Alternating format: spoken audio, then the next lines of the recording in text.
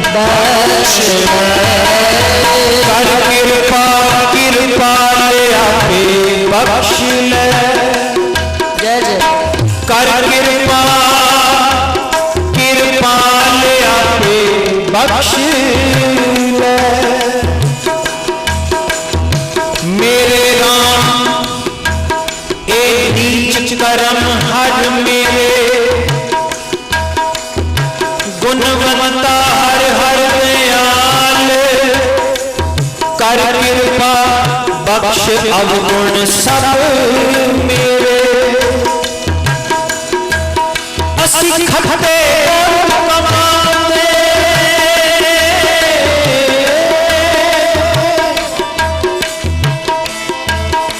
असी खटे कमाने किछियां ना परवा हर कृपा करके बख्श ले हो पापी वड गुनहगार बख्श ले बख्श ले बख्श ले बख्श ले बख्श ले बख्श ले वाहिगुरु बख्श ले चेता समुद्र सागर नीर भरिया तेरे अवगुण हमारे दया करो किछ मेहर पावो डूबते पत्थर तारे डूबते पत्थर तारे हों अपराधी गुनहगार हों बेमुख मंदा हों अपराधी गुनहगार हों बेमुख मंदा चोर यार चोहार हों पर घर जो हंदा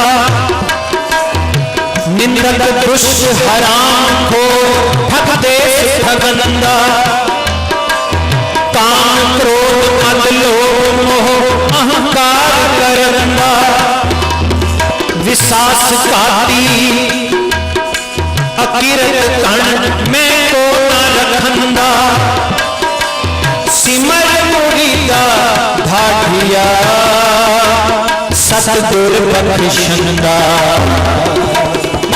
बख्श ले बख्श ले बख्श ले बख्श ले बख्श ले बख्श ले बख्श ले बख्श ले मैं जेहाना अकिरत कण है भी ना होवा होवन हारा मैं जेहाना हराम खोए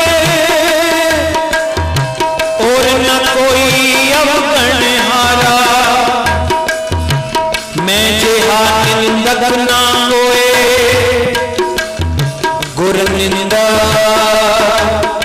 सिर बजर भारा मैं जेहा को दुष्ट नाही निर्वैर सो वैर विकारा मैं जेहा को बेमुख नाही सतगुरु देवे मुख हत्यारा बख्श ले बख्श ले बख्श ले बख्श ले सतनाम जी वाहिगुरु जी सतनाम जी वाहिगुरु जी सतनाम जी वाहिगुरु जी सतनाम जी वाहिगुरु जी सतनाम जी वाहिगुरु जी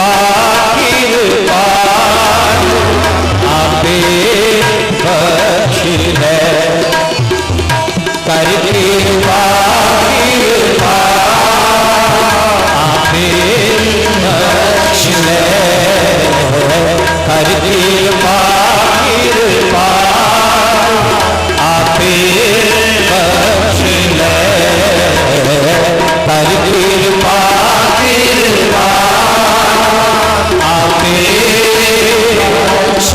बख्श ले। वाहेगुरु जी का खालसा, वाहेगुरु जी की फतेह।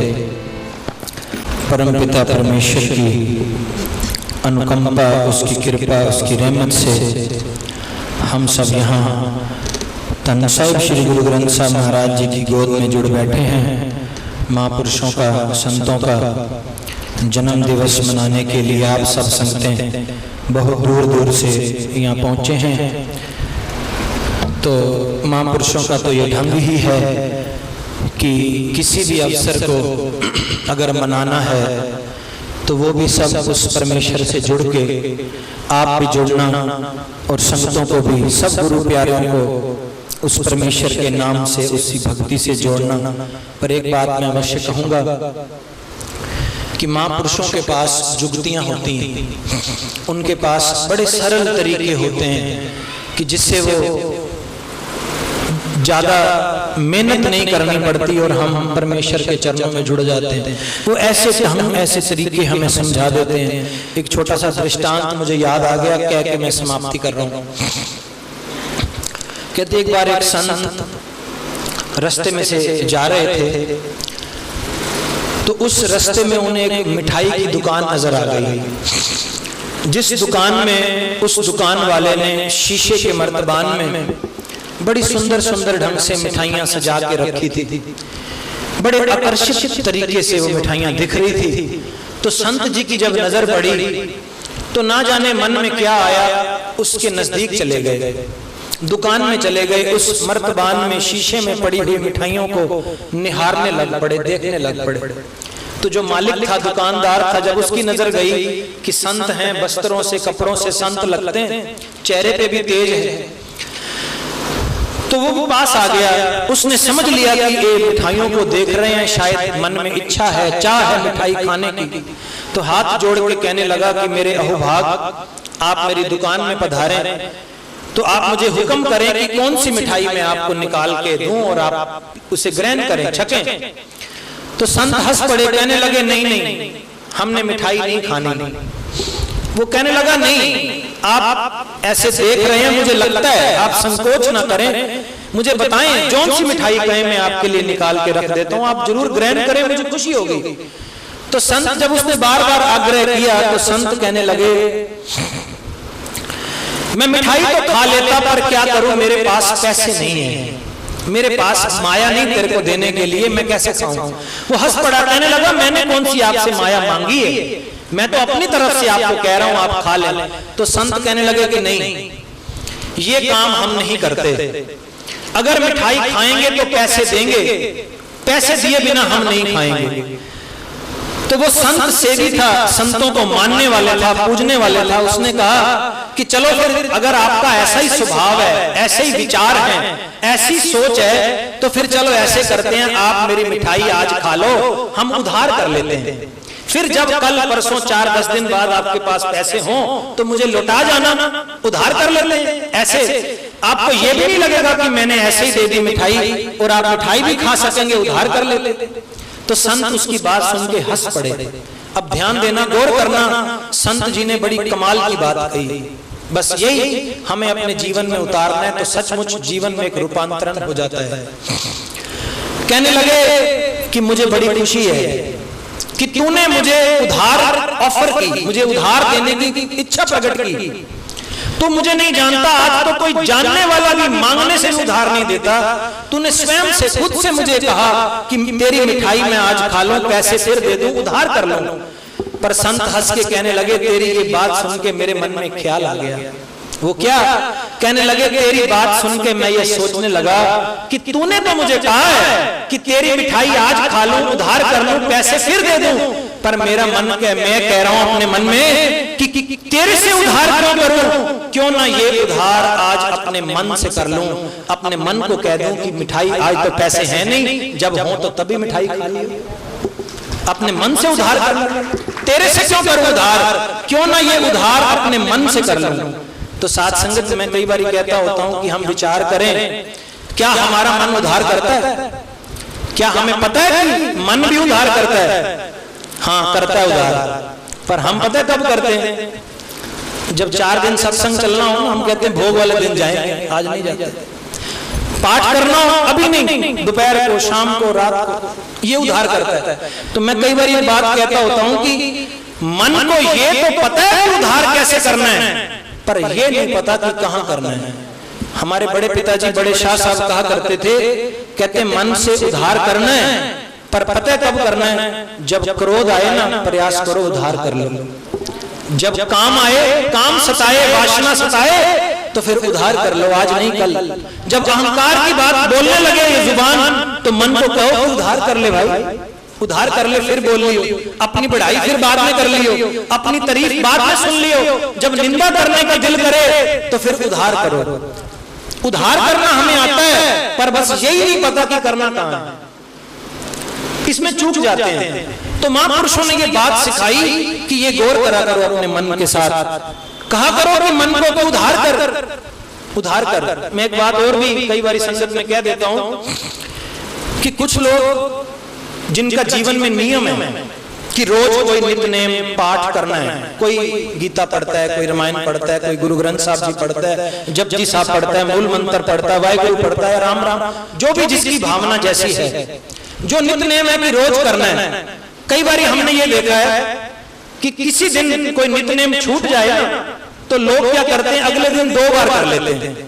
तो मैं कहता हूं ये भी बड़ी अच्छी बात है कि चलो ये समझ तो है कि एक दिन का छूट गया, अगले दिन 2 बार कर लो, ये भी एक तरीका है। कई बार ऐसा होता है हमारे घर में कोई विवाह का समारोह है, कोई प्रोग्राम है, तो हम क्या करते हैं, हमें पता होता है उस दिन हम पाठ नहीं कर पाते, क्योंकि सारा दिन उस खेचल में, भाग दौड़ में, मेहमानों की सेवा में निकल जाता है, पाठ हो नहीं पाता। तो फिर कई लोग क्या करते हैं, वो वाला पाठ अगले दिन कर लेते हैं, अगले दिन डबल कर लिया, 2 बार कर लिया, उधार कर लिया। पर मैं कई बार कहता हूं कि जब हमें तो पता ही था कि महीने बाद घर में शादी है, तो अगले दिन क्यों किया? एक दिन पहले भी तो कर सकते थे, एक दिन पहले भी तो हो सकता था, जब पता ही था कि उस दिन शादी है, विवाह है, कोई भी खुशी का फंक्शन है, तो बाद में करते हैं, उधार करते हैं, पर क्यों ना पहले कर लिया। तो ऐसे विचार जब मन में आएंगे ना, तो अपने आप ये जीवन फिर सरल हो जाता है। फिर मन जिसे हम कहते हैं कि हमारे वश में नहीं आता, ये तरीके हैं महापुरुषों के कि ऐसे प्रयास करो छोटी छोटी बात में अपने आप को समझाने का, तो फिर ये जीवन सचमुच बदल जाता है। क्योंकि सारी बात तो मन की, हम सब हैं ही मन के पीछे दौड़ने वाले, जबकि परमेश्वर ने हमें भेजा था कि मन हमारे पीछे दौड़े, पर बात उल्ट है। गुरु जी वाणी में कहते हैं मन जीते जग जीत, कि जब मन को जीत लिया तो सारे संसार को जीत सकते हो। तो प्रयास करें कि ये हमारे पीछे भागे, हम इसके नहीं। तो ये होगा जब हम संतों महापुरुषों की शरण में रहेंगे, उनके वचनों को कमाएंगे, जीवन में धारण करेंगे। तो मैं ये भी बेनती कर रहा हूं कि सचमुच जो हम सब मिलके, आप सब मिलके ये जन्मदिन मना रहे हैं, सही अर्थों में जन्मदिन मनाना वो है कि जब हम महापुरुषों की बातों को अपने जीवन में उतार लें। ये सबसे उत्तम तरीका है जन्मदिन मनाने का, इससे बड़ी कोई बात नहीं। अगर ये हम कर सकें तो फिर सही अर्थों में ये दिन मनाया गया, सही अर्थों में। नहीं तो आए, कीर्तन सुना, वाणी सुनी, दर्शन किए, चले गए, पर्याप्त नहीं है पर सफिशिएंट नहीं है, पूरा नहीं है, पूर्ण विराम नहीं है। ये कोमा है, पर वो है पूर्ण विराम जब हम उन वचनों को जीवन में उतार लें। गुरु जी गुरबाणी में कहते हैं, जे को वचन कमावे संतन का, कि जिन्होंने संतों के वचनों को कमाया, जे को वचन कमावे संतन का, सो गुरु प्रसादी तरी है। कहते फिर वो गुरु की कृपा से तर जाता है, भाव पार हो जाता है। तो गुरु कृपा करे, हम भी प्रयास करें कि वचनों को केवल सुने नहीं, जीवन में लाएं, उतारें, धारण करें, चलें, तो फिर ये जीवन सफल हो जाएगा। इतनी सेवा हमारी तरफ से प्रवान करनी, भूल चूक की खिमा, सारे प्यार सत्कार से एक बार फतेह बुला दो। वाहिगुरु जी का खालसा, वाहिगुरु जी की फतेह। ये समय मुझे मिला है हमारी भारतीय परंपरा, सनातन परंपरा अपने आप में इतनी सशक्त है। मैं बैठे बैठे यही सोच रही थी, आज्ञा भई अकाल की गुरु मानियो ग्रंथ, वह प्रकाश ग्रंथ के रूप में हमारे इस दरबार में विद्यमान है और मैं उसका अनुभव कर रही हूँ।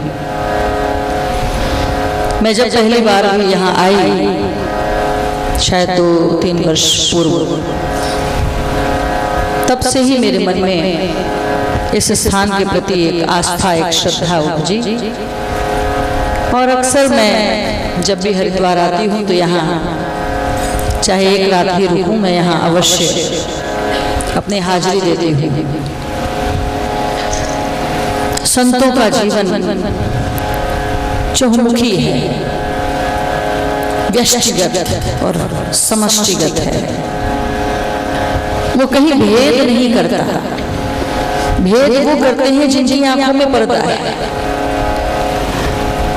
भेद वो करते हैं जिनको ये एहसास है कि हम हिंदू हैं, हम सिख हैं, हम ईसाई हैं। लेकिन संत की दृष्टि भी बहुत सुंदर बादशाह जी ने कही कि संत युक्ति बताते हैं सहज रूप में, सहज भाव में कुछ ऐसा कह जाते हैं, अगर वो जीवन में चुभ जाए तो जीवन बदल के रख देता है। अन्यथा पत्थरों में भी तीर पड़ते हैं और टूट के गिर जाते हैं, पत्थर पत्थर ही रहता है। लेकिन वही पत्थर जब गंगा के प्रवाह के बीच में बैठ जाता है, मैंने देखा है ऋषिकेश के पत्थरों को सदियों लग जाती हैं। गंगा का जल उस पत्थर में प्रवाहित होते होते होते एक दिन पत्थर को भी गोल कर देता है, उसके भी दरारों को भर देता है। तो ऐसा है भाव। आप सभी यहाँ जो आए हैं, सबके मन में एक प्रश्न था कि भाई ये शब्द का कार्यक्रम क्यों। देखिए अब ये दूरी, ये मन की संकुचितता, और पता नहीं क्यों मुझे शब्द बचपन से पसंद है। शादी सच बताऊं, मैं जब भी कहीं गई, अमृतसर के हरमंदिर साहब के भी द्वार पर, कहीं भी, पटना साहिब भी मैंने दर्शन किया, जहां भी मैं जाती हूँ, और अगर गुरुद्वारा है आसपास और अगर उसकी महिमा मुझे कोई लोग बताते हैं तो मैं अवश्य वहां जाती हूँ और 2 मिनट बैठती हूँ। और शब्द मुझे बहुत प्रिय लगते हैं। शब्द का ये तबले का ठेका मुझे बड़ा अच्छा लगता है, सच बताऊं, संगीत से प्रेम है मुझे। तो ये जो शब्द का ये जो तबला बजाने का जो स्टाइल है मुझे बड़ा प्यारा लगता है। माता जी आप तो कहीं से भी मिल जाए, माना कि मेरा आज भी खाली गिलास है, माना कि मेरा आज भी खाली गिलास है, फिर भी तो तसल्ली है सुराही के पास। जो सुराही के पास रहेंगे, गुरु रूपी सुराही अगर हमारे बगल में है तो कभी तो ढलक जाएगी और कभी तो छलक जाएगी, और छलक कर अगर एक बूंद भी हमारे जीवन में पड़ गई तो हम धन्य हो जाएंगे। मुझे आता कुछ नहीं है, बस एक गुरबानी पता नहीं कैसे बाबा ने लिखाई थी, बस वही गुरबानी मैं बाबा के दरबार में प्रस्तुत करूंगी। और उसके बाद समय हो गया है, इसलिए मैं अधिक समय नहीं लूंगी।